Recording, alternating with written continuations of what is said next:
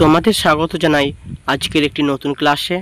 আজকের ক্লাসে আমরা ইতিহাসের গুরুত্বপূর্ণ প্রশ্ন নিয়ে আলোচনা করব, যেগুলো আমাদের পশ্চিমবঙ্গের যে কোনো পরীক্ষার বা ভারতের যে কোনো সরকারি পরীক্ষার জন্য খুবই গুরুত্বপূর্ণ হবে। চলো আজকের ক্লাসটি শুরু করা যাক। প্রথম প্রশ্ন, সিন্ধু সভ্যতার প্রধান দেবতা কে ছিলেন? Option A Vishnu, option B Pashupati Mahadev, option C Indra, option D Agni. সঠিক উত্তর হবে অপশন বি পশুপতি মহাদেব।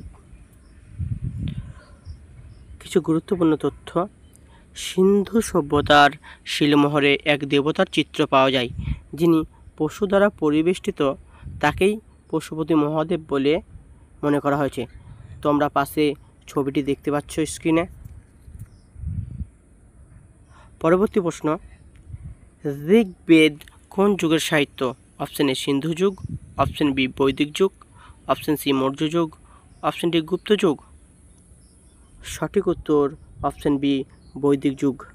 পরবর্তী প্রশ্ন, অশোক তার ধর্ম প্রচারের জন্য কোন ভাষা ব্যবহার করেছিলেন?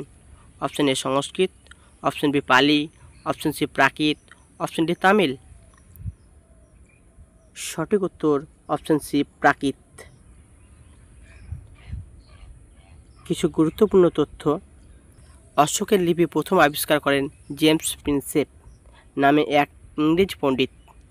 1837 খ্রিস্টাব্দে তিনি এই অশোকের শিলালিপি উদ্ধার করেছিলেন। তিনি প্রথম ব্রাহ্মী লিপি এবং খরষ্ট লিপি উদ্ধার করেন।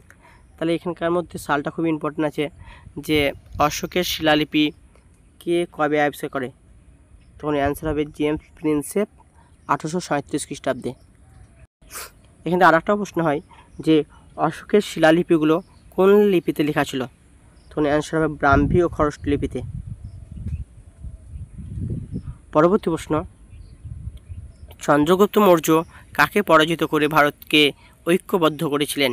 Option A Alexander, option B Nanda রাজবংশ, অপশন সি শক রাজা, অপশন ডি হুন রাজা। সঠিক উত্তর নন্দ রাজবংশ। পরবর্তী প্রশ্ন, মেগাস্তিনিস কোন দেশের রাষ্ট্রদূত ছিলেন? Option A Greece, option B Rome, option C মিশর, অপশন ডি চীন। সঠিক উত্তর অপশন এ গ্রিস। কিছু গুরুত্বপূর্ণ তথ্য, মেগাস্তিনিস ছিলেন গ্রিক রাষ্ট্রদূত, যিনি চন্দ্রগুপ্ত মৌর্য রাজসভায় প্রেরিত হয়েছিলেন। ইন্ডিকা গ্রন্থে মৌর্য যুগের সমাজ ও প্রশাসনের তথ্য পাওয়া যায়। তাহলে ইন্ডিকা বইটির লেখক কে? তখন অ্যান্সার হবে মেগাস্তিনিস। এটা খুব ইম্পর্টেন্ট প্রশ্ন, যে কি ইন্ডিকা বইটি কে লিখেছেন। পরবর্তী প্রশ্ন, নালন্দা বিশ্ববিদ্যালয় কে প্রতিষ্ঠা করেন? নালন্দা বিশ্ববিদ্যালয় কে প্রতিষ্ঠা করেন? Option A Harshavardhan, option B Kumaragupta, option C Samudragupta, option D Chandragupta. সঠিক উত্তর হবে কুমারগুপ্ত। পরবর্তী প্রশ্ন, হর্ষবর্ধনের সভাকবি কে ছিলেন? Option A Kalidas, option B Banabhatta, option C Tulsidas, option D Vishakhadatta. সঠিক উত্তর হবে বাণভট্ট। কিছু গুরুত্বপূর্ণ তথ্য, সপ্তম শতকে সম্রাট হর্ষবর্ধনের সভায় বাণভট্ট ছিলেন প্রধান কবি ও গদ্যকার। তিনি রাজাকে নিয়ে হর্ষচরিত রচনা করেন। এখান থেকে আর একটা প্রশ্ন হয়, হর্ষচরিত বইটি রচনাকারকে? তখন অ্যান্সার হবে বাণভট্ট। পরবর্তী প্রশ্ন, হর্ষবর্ধনের সভায় কোন বিখ্যাত চীনা ভিক্ষু এসেছিলেন? Option A Fahien, option B Hiuen Tsang, option C I Tsing, option D বৌদ্ধধর্ম।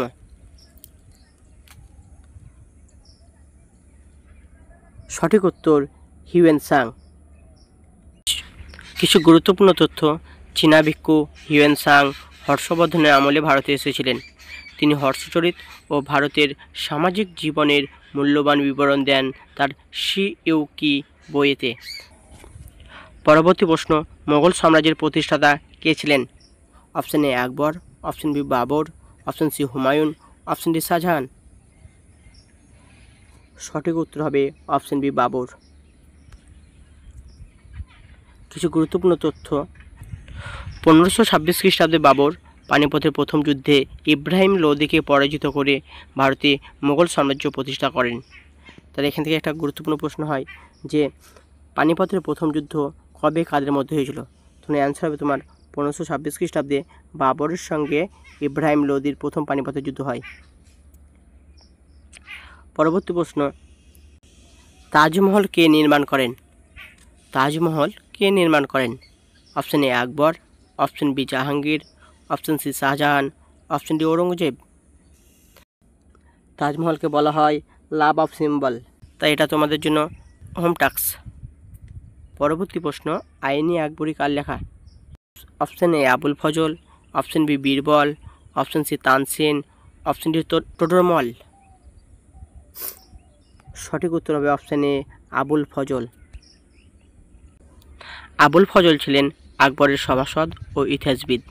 তার লেখা আইনি আকবরীতে আকবরের রাজ্যনীতি, করণনীতি, প্রশাসন ও সংস্কৃতির বিশদ বিবরণ আছে। পরবর্তী প্রশ্ন, মুঘল সাম্রাজ্যের পতনের প্রধান কারণ কি? অপশন এ ঔরঙ্গজেবের ধর্মনীতি, অপশন বি পর্তুগিজ আক্রমণ, অপশন সি বাবরের মৃত্যু, অপশন ডি বাণিজ্য হ্রাস। তা মুঘল সাম্রাজ্যের পতন নিয়ে অনেকগুলি কারণ হয়, তাই এখানে হচ্ছে সঠিক উত্তর হবে তোমার ঔরঙ্গজেবের ধর্মনীতি। ঔরঙ্গজেবের সময় মোগল সাম্রাজ্য এত বড় হয়ে গিয়েছিল যে একার পক্ষে এত বড় সাম্রাজ্য শাসন করা খুব কষ্টকর হয়ে ওঠে, এবং তিনি দক্ষিণ ভারত জয়ের যে স্বপ্ন দেখেছিলেন তিনি তাতে সফল হলেও কিছুটা অংশ ব্যর্থ হয়। তাই ঔরঙ্গজেবের ধর্মনীতি ছিল প্রধান কারণ মুঘল সাম্রাজ্যের পতনের। পরবর্তী প্রশ্ন, স্বরাজ আমার জন্মসিদ্ধ অধিকার এই উক্তিটি কার? বা স্বরাজ আমার জন্মগত অধিকার ও উক্তিটি কার? Option A Mahatma Gandhi, option B Bal Gangadhar Tilak, option C Subhashchandra Basu, option D Bhagat Singh. এটা আশা করি সকলেই পারবে। সঠিক উত্তর option B Bal Gangadhar Tilak. Dandi March বা লবণ সত্যাগ্রহ কে নেতৃত্ব দেন? Option A Jawaharlal Nehru, option B Subhashchandra Basu, option C Mahatma Gandhi, option D Lala Lajpat রায়। সঠিক উত্তর অপশন সি মহাত্মা গান্ধী। কিছু গুরুত্বপূর্ণ তথ্য, 1930 সালে গান্ধীজি ব্রিটিশ লবণ আইন ভাঙার জন্য সবরমতী আশ্রম থেকে ডান্ডি পর্যন্ত মার্চ করেন। ইতিহাসে এটি লবণ সত্যাগ্রহ নামে পরিচিত। তাই এই সালটা খুব ইম্পর্টেন্ট, যে কত সালে ডান্ডি অভিযান হয়েছিল, 1930 সালে। এবং যদি বলে কোথা থেকে হয়েছিল, তখন বলতে হবে যে গান্ধীজি সবরমতী আশ্রম থেকে এই অভিযান শুরু করেন। পরবর্তী প্রশ্ন, সুভাষচন্দ্র বসু কোন সংগঠন করেছিলেন? Option A Azad Hind Fauj, option B Swadeshi Samaj, option C ভারতীয় যুব সংঘ, অপশন ডি কংগ্রেস সেবা দল। সঠিক উত্তর অপশন এ আজাদ হিন্দ ফৌজ। সুভাষচন্দ্র বসু 1943 সালে আজাদ হিন্দ ফৌজ গঠন করেন, যার মূল উদ্দেশ্য ছিল সশস্ত্র উপায়ে ভারতের স্বাধীনতা অর্জন। তার স্লোগান ছিল, তোমরা আমাকে রক্ত দাও, আমি তোমাদের স্বাধীনতা দেব। এটা একটি বিখ্যাত উক্তি, বা এই উক্তি ধরেও তোমার প্রশ্ন আসে। যে এখান থেকে আর একটা প্রশ্ন হয় যে সুভাষচন্দ্র বোস কত সালে আজাদ হিন্দ ফৌজ গঠন করেছিলেন? 1943 সালে। পরবর্তী প্রশ্ন, বন্দে মাতরম গানটি কোন গ্রন্থ থেকে নেওয়া হয়েছে? Option A Anandamath, option B Gitanjali, option C Devdas, option D Durgeshnandini. সঠিক উত্তর হবে আনন্দমঠ। কিছু গুরুত্বপূর্ণ তথ্য, বঙ্কিমচন্দ্র চট্টোপাধ্যায় রচিত আনন্দমঠ উপন্যাস থেকে বন্দে মাতরম গানটি নেওয়া হয়েছে। এটি ভারতের জাতীয় গানের মর্যাদা পেয়েছে এবং স্বাধীনতা আন্দোলনের সময় দেশপ্রেমের প্রতীক হয়ে উঠেছিল। তাহলে এখান থেকে আর একটা প্রশ্ন হয় যে বন্দে মাতরম গানটি রচয়িতা কে? তখন অ্যান্সার হবে বঙ্কিমচন্দ্র চট্টোপাধ্যায়। পরবর্তী প্রশ্ন, ইন্ডিয়ান ন্যাশনাল আর্মি INA প্রথম গঠন করেন কে? Option A Rashbehari Bose, option B Subhashchandra Basu, option C Mahatma Gandhi, option D Lala Lajpat রায়। সঠিক উত্তর অপশন এ রাসবিহারী বসু। পরবর্তী প্রশ্ন, ভারতের প্রথম গভর্নর জেনারেল কে ছিলেন? Option A lord Curzon, option B lord Hastings, option D William Bentinck, option D Mountbatten. সঠিক উত্তর option C lord William Bentinck. কিছু গুরুত্বপূর্ণ তথ্য। লর্ড উইলিয়াম বেন্টিং 1833 সালে ভারতের প্রথম গভর্নর জেনারেল নিযুক্ত হন। তিনি সতীদাহ প্রথা বিলোপ করেন এবং শিক্ষা সংস্কারে অবদান রাখেন। পরবর্তী প্রশ্ন, সতীদাহ প্রথা কে বিলোপ করেছিলেন? Option A Raja Rammohan Roy, option B Ishwarchandra Vidyasagar, option C Rabindranath Tagore, option D Bankimchandra Chattopadhyay. সঠিক উত্তর অপশন এ রাজা রামমোহন রায়। কিছু গুরুত্বপূর্ণ তথ্য। রাজা রামমোহন রায় সমাজ সংস্কারক হিসাবে সতীদাহ প্রথার বিরুদ্ধে আন্দোলন চালান। তার প্রচেষ্টায় 1929 সালে লর্ড বেন্টিং এই প্রথা আইনিভাবে নিষিদ্ধ করেন। তাহলে এখান থেকে আর একটা প্রশ্ন হয় যে সতীদাহ প্রথা কবে নিষিদ্ধ হয়? তখন হবে 1829 সালে। পরবর্তী প্রশ্ন, বিধবা পুনর্বিবাহ আইন কার উদ্যোগে চালু হয়? Option A Raja Rammohan Roy, option B Ishwarchandra Vidyasagar, option C Rabindranath Tagore, option D Dayanand Saraswati. সঠিক উত্তর হবে অপশন বি ঈশ্বরচন্দ্র বিদ্যাসাগর। কিছু গুরুত্বপূর্ণ তথ্য। ঈশ্বরচন্দ্র বিদ্যাসাগর 1856 সালে বিধবা পুনর্বিবাহ আইনের জন্য আন্দোলন করেন। তার উদ্যোগেই এই আইন ব্রিটিশ সরকার পাশ করে। এটি নারী অধিকার রক্ষার এক ঐতিহাসিক পদক্ষেপ ছিল। এখান থেকে আরেকটি প্রশ্ন হয় যে বিধবা পুনর্বিবাহ আইন কবে চালু হয়? অ্যান্সার হবে 1856 সালে। পরবর্তী প্রশ্ন,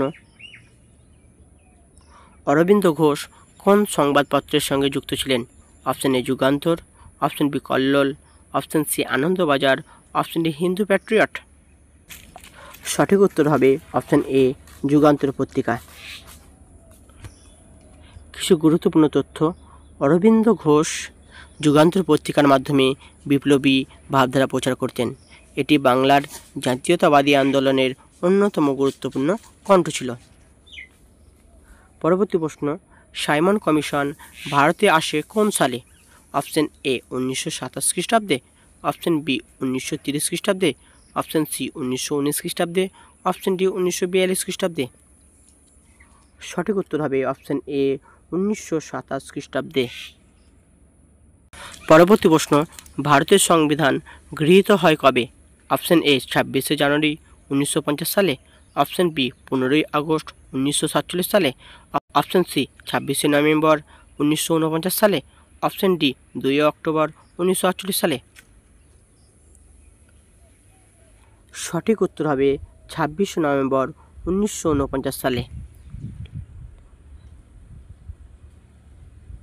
কিছু গুরুত্বপূর্ণ তথ্য।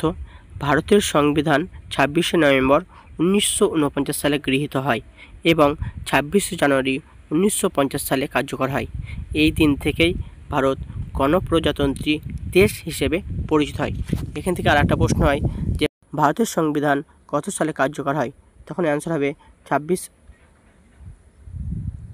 হবে 26শে জানুয়ারি 1950 সালে।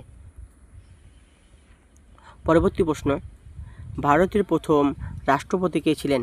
Option A doctor Rajendra Prasad, option B doctor B R Ambedkar, option C Jawaharlal Nehru, option D Sardar Patel.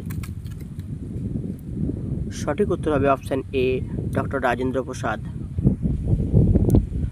পরবর্তী প্রশ্ন, ভারতের জাতির জনক নামে কে পরিচিত?